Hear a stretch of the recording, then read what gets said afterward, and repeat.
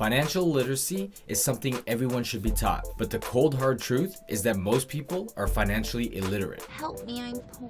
Meaning they lack the skills and knowledge to make informed decisions about managing their money. Even high income earners can be financially illiterate, but some can make more money than they can spend, so they appear to be financially educated. Your parents didn't teach you about financial literacy, nor did your teachers. So if you want to make better decisions with your finances, you'll need to seek out financial literacy yourself. I'm gonna go do it. There's tons of information out there that will improve your finances. Some will be free, some will cost you. In this video, I will go over the many different ways to improve your financial literacy on a daily basis. Let's get started. Number 1, books. Personal finance books can be very boring, but they are one of the most effective ways to get the gears turning in your head. In a world of screens and audio, books are still the best way to learn and understand the information you're given. The most popular personal finance books by Canadian authors include How Not to Move Back In With Your Parents by Rob Carrick, Cold Hard Truth on Family, Kids and Money by Kevin O'Leary, Debt Free Forever by Gail Vaz Oxlade, and Stop Overthinking Money by Preet Batterjee. As for the timeless classics, Rich Dad Poor Dad by Robert Kiyosaki, The Richest Man in Babylon, The Millionaire Next Door by Thomas J. Stanley, The Intelligent Investor by Benjamin Graham, Think and Grow Rich by Napoleon Hill, The Automatic Millionaire by Dave Back, I Will Teach You to Be Rich by Ramit Sethi, Total Money Makeover by David Ramsey, The 4-Hour Work Week by Timothy Ferriss, Money Master the Game by Tony Robbins, Millionaire Fastlane by MJ DeMarco, and more recently, Broke Millennial by Aaron Lowry. You can either buy the physical book, buy the ebook, audiobook, or may even find these books for free at your local library. Number 2, news. Keeping up to date with the latest business and finance news will sure to increase your financial literacy. You'll know what's happening in the economy so you can make better financial decisions. Pay close attention to new technologies and industries, the GDP, the LEI, the CIP, the overnight interest rate, the foreign exchange market, the stock market, the commodities market, government budgets, unemployment figures, and so on. Now there's many ways to stay up to date with the latest news. It can be as easy as opening your phone and seeing the latest news from a widget, or asking your home Google. Hey Google, what's the latest business news? Here's the latest business news. Hong Kong may raise a strong warning due to tropical cyclone. Hey Google. Hey Google, stop.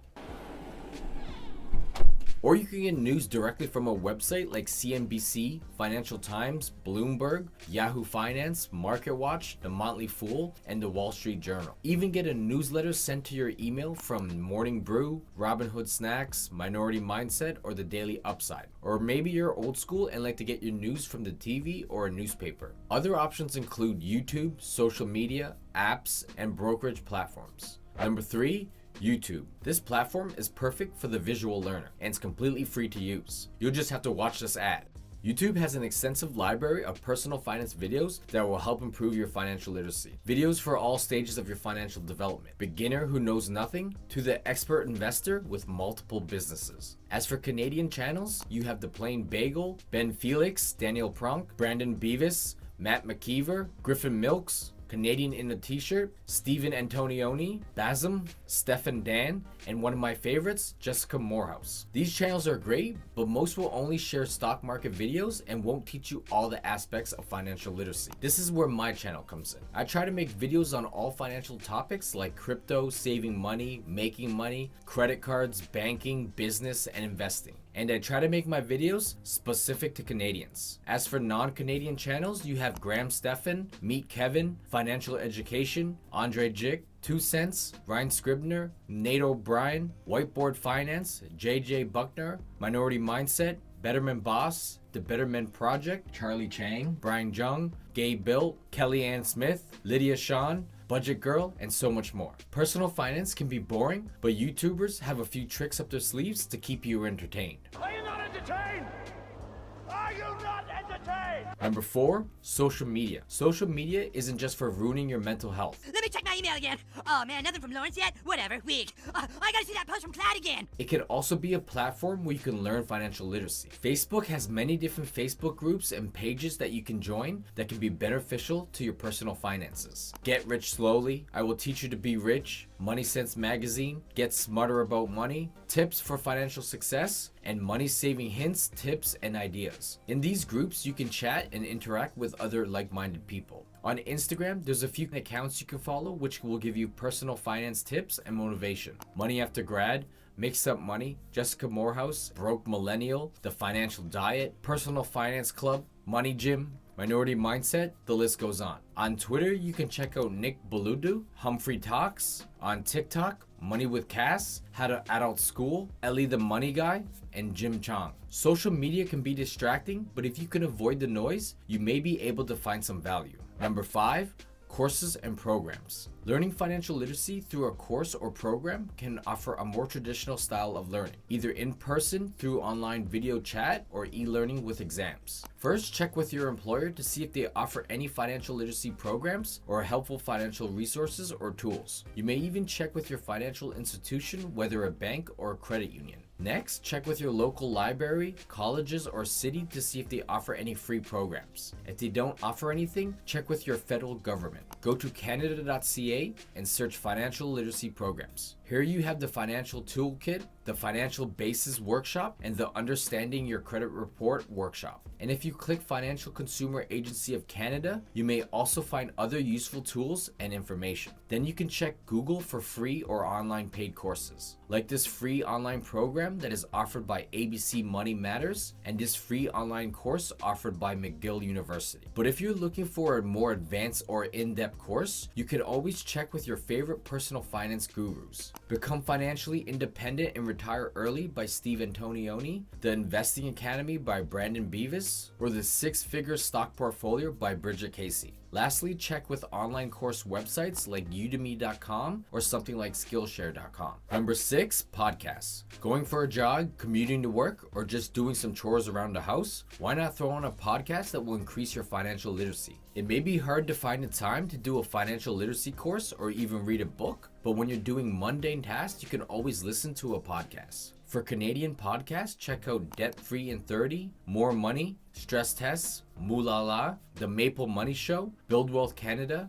The Canadian Investor, and The Canadian Money Roadmap. For non-Canadian podcasts, check out The David Ramsey Show, Bigger Pockets Money, We Study Billionaires, Mad Money, and Investing for Beginners podcasts. And the best part about podcasts is that they're completely free. Number 7, websites. This will include blogs, forums, and educational websites. Websites can offer some of the most valuable information out there. You just might have to do a bit of digging to find it. Canadian websites you may want to check out are GetSmarterWithMoney.ca, PracticalMoneySkills.ca, CreditCounseling.ca, HardBacon.ca, MillionDollarJourney.com, MrMoneyMustache.com, RedFlagDeals.com, HighInterestSavings.ca, SavvyNewCanadian.com, RateHub.ca, and MoneySense.ca. For non-Canadian websites, you got NerdWallet.com, MoneyUnder30.com, Investopedia.com, Wisebread.com, and Reddit.com in the personal finance for Canadians community. Find the websites that interest you and add them to your favorites bar.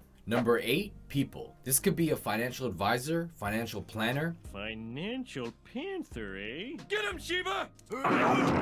financial coach, business owner, accountant, financially successful people, finance experts, and just anyone that has more knowledge than you. Now make sure you avoid bad financial advice and consider that everyone's situation is unique and people's goals may vary. You may be able to find some of these professionals at banks, credit unions, and other financial institutions. You could also do a Google search to find experts who work locally or remotely. Also, your favorite financial guru may offer mentoring, coaching, or like a Discord where they can share valuable information with you. You may also get a friend or family member to refer you to someone. Or better yet, you may have a friend or family member who is knowledgeable in financial literacy and you may not even know it. So ask personal questions about finances. It's something that we should all be accustomed to. Number 9, apps. Apps can make life easier, offer valuable tools, insight, and information all in the palm of your hands. There's banking apps, credit card apps, budgeting apps, money saving apps, credit monitoring apps, money management apps, investing apps,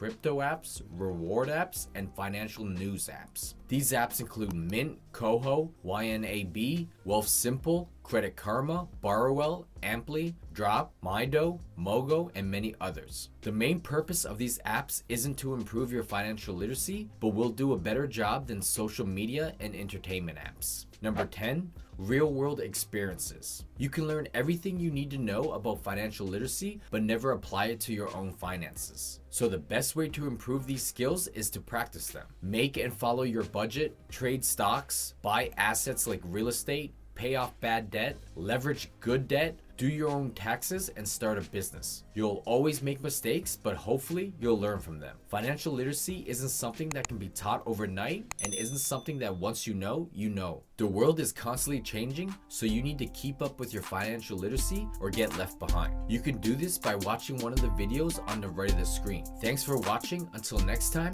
keep making money moves. Peace!